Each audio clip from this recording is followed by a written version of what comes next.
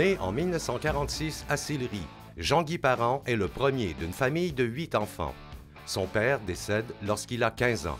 La famille habite alors à Saint-Isidore. Bien qu'il soit quelque peu dissipé, il se doit comme aîné de prendre ses responsabilités et d'assumer ses obligations. Il termine son cours classique au Collège de Lévis en 1968 et y obtient un baccalauréat ès-arts.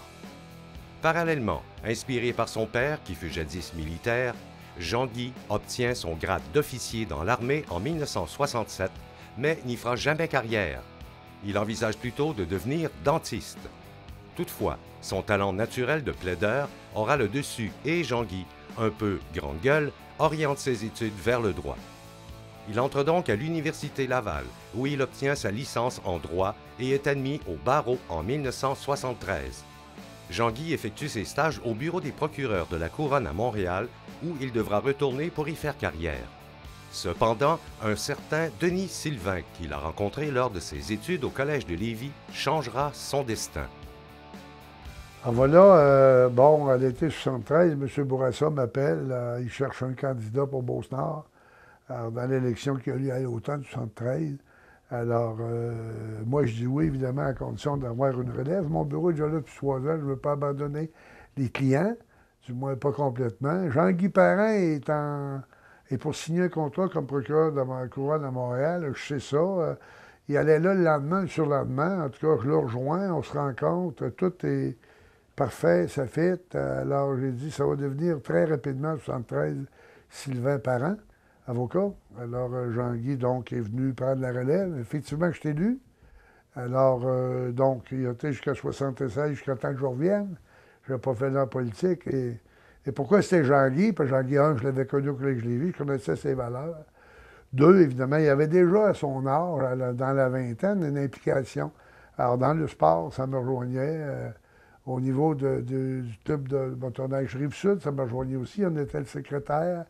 Alors, politiquement parlant, on s'entendait très, très bien. Alors, toutes ces valeurs-là mises ensemble, là, ça a très, très bien été. On a parcouru 30 ans sans embûche. Et puis 30 ans de grande collaboration professionnelle.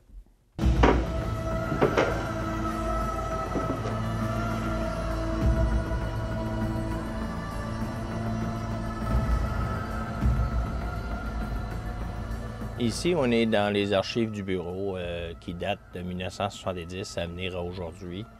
Il y a beaucoup de dossiers. C'est aussi une bonne mémoire pour les plans. On a beaucoup de plans des environs. On a beaucoup aussi de jugements là-dedans qu'on a obtenus. Et il y a aussi, si vous voulez, au niveau du corporatif, on a la mémoire de tout ce qu'on a fait au point de vue création de compagnies, sociétés, puis travail qu'on a fait dans les dossiers. Alors, Jean-Guy Parent, comme bénévole, je pense que toutes les communautés devraient avoir un bénévole de cette trempe-là. Pour nous, on sait qu'il n'est pas à vendre, on veut le garder, il n'y en a pas beaucoup ailleurs. Si on ne l'avait pas, il faudrait l'inventer. Il a toujours été impliqué dans un tas d'organismes, soit au niveau du démarrage ou des conseils d'administration. Naturellement, à Saint-Isidore, il a été impliqué beaucoup au niveau de l'exposition agricole.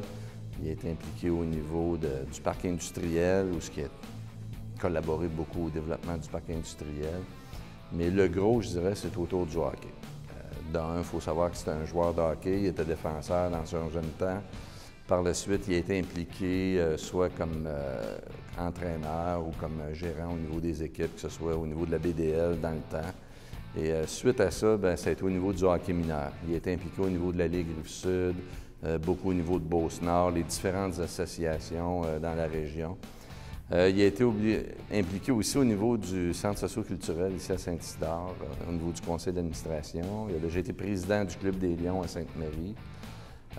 Et puis, il a aidé beaucoup dans le démarrage d'organismes à but non lucratif. En tant que conseiller discret, lorsqu'un citoyen a une bonne idée ou un groupe de citoyens a une idée qui en vaut la peine, il a toujours été en mesure de leur suggérer des façons de faire, de leur donner un coup de pouce pour les orienter dans la bonne direction. Il a aidé aussi énormément côté démarrage pour des nouvelles entreprises, des jeunes entrepreneurs qui avaient besoin d'un coup de pouce. Alors, de ce côté-là, il a donné beaucoup au niveau de la région. Et puis, c'est une perle rare. Conservons-le le plus longtemps possible. Je travaillais beaucoup avec les jeunes qui se partaient en affaires, que ce soit le domaine de la construction, que ce soit au point de vue manufacturier, industriel. D'ailleurs, beaucoup sont encore en opération. On participait un peu à la mise en marche des opérations d'une compagnie. On l'expliquait comment ça fonctionnait, une compagnie.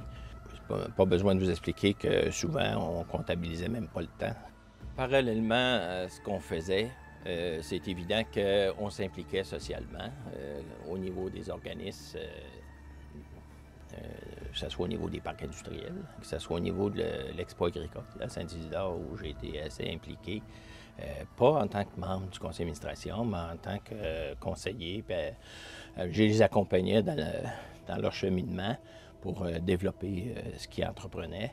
Au niveau du parc industriel, bien, le principe, c'était d'amener des industries. Alors, il a fallu avoir des méthodes innovantes pour éventuellement favoriser la venue des industries et surtout des jeunes, parce qu'on orientait ça vers les jeunes entrepreneurs, les jeunes industriels. Que ce soit n'importe quel membre du comité de développement, il était bien précisé que c'était du bénévolat. En même temps, on participait aussi dans le temps au développement résidentiel, parce qu'on avait un problème. Il y a 20 ans, à Saint-Isidore, on parlait de fermer des écoles. Aujourd'hui, on manque d'espace. Alors, il s'est produit quelque chose entre les deux. Puis les gens qui visitent la municipalité voient facilement ce qui s'est passé. C'est qu'il y a eu du développement domiciliaire qui s'est fait conjointement avec le développement industriel. Naturellement, avant de parler d'amener du résidentiel, puis du commercial, puis de l'industriel, il faut commencer à travailler au niveau des schémas d'aménagement puis des plans d'urbanisme. Alors, j'ai été impliqué, moi, personnellement, avec d'autres, là, dans le comité d'urbanisme, qui est devenu le comité consultatif par après, pendant au moins 25 ans. Jean-Guy m'a contacté pour qu'on se rencontre pour une possibilité d'une bâtisse ici à Saint-Isidore. C'est qu'on s'est rencontrés, on a discuté des avantages de s'en venir ici, puis tout ça, puis il m'a fait une proposition qui était super intéressante. Jean-Guy a été proche de ma croissance. Il passe régulièrement ici me voir, puis voir comment ça va, prendre des nouvelles. C'est une bonne oreille, il donne des bons conseils, des sages conseils. Puis je garde toujours contact avec lui là, pour qu'on puisse avoir des bonnes discussions là, pour continuer à grandir. Ouais, je pense que Jean-Guy a aidé ma croissance de peut-être 2 à 4 ans. C'est dur de lire dans l'avenir, mais je pense qu'il a prématuré un peu ma croissance, puis c'est bien correct. Les affaires vont bien. Le bureau compte 5 avocats. Au début des années 90, Gérald Gobeil demande à Jean-Guy de voir s'il ne serait pas en mesure de trouver des équipements de hockey usagés pour 2 ou 3 enfants dont les familles venaient de vivre un revers de fortune. Ce dernier fait appel aux parents d'enfants qui jouent au hockey afin qu'ils apportent de l'équipement qui ne sert plus, mais qui est en bon état. C'est le début de l'Entraide sportive Québec-Chaudière-Appalaches, dont Jean-Guy est encore aujourd'hui le président. Bon, Jean-Guy habille environ 350 jeunes et plus vieux, parce qu'il y a des adultes à travers ça. De la région il part de Bellechasse, la Beauce, même il y en a une couple de Québec qui viennent. Jean-Guy, il est quasiment ici tous les samedis matins.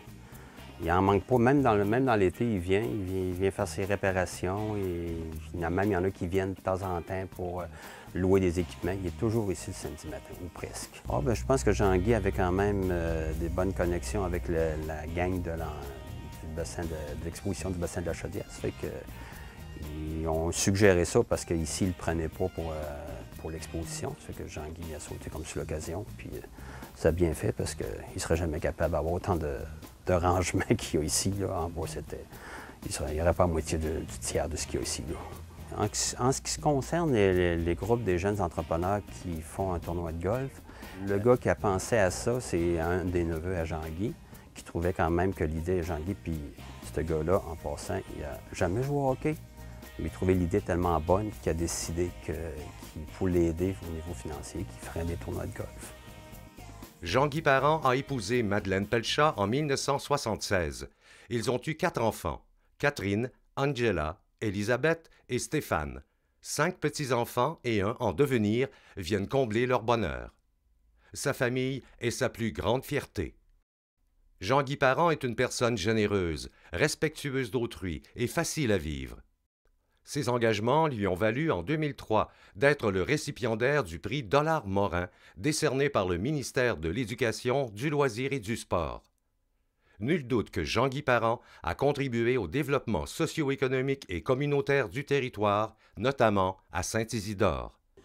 Alors, le 15 mai, il y a eu fusion du bureau Sylvain Parent-Robert-Simard de l'étude avec Beauvais-Truchon. Et moi, j'ai convenu avec Beauvais-Truchon que j'allais rester ici. Eux me parlaient de 5 ans. J'ai dit une année à la fois, mais ça pourra aller jusqu'à 5 ans si c'est nécessaire pour assurer le transfert. C'est donc à 73 ans que Maître Jean-Guy Parent tirera sa révérence comme avocat, mais pas comme bénévole, a-t-il confié.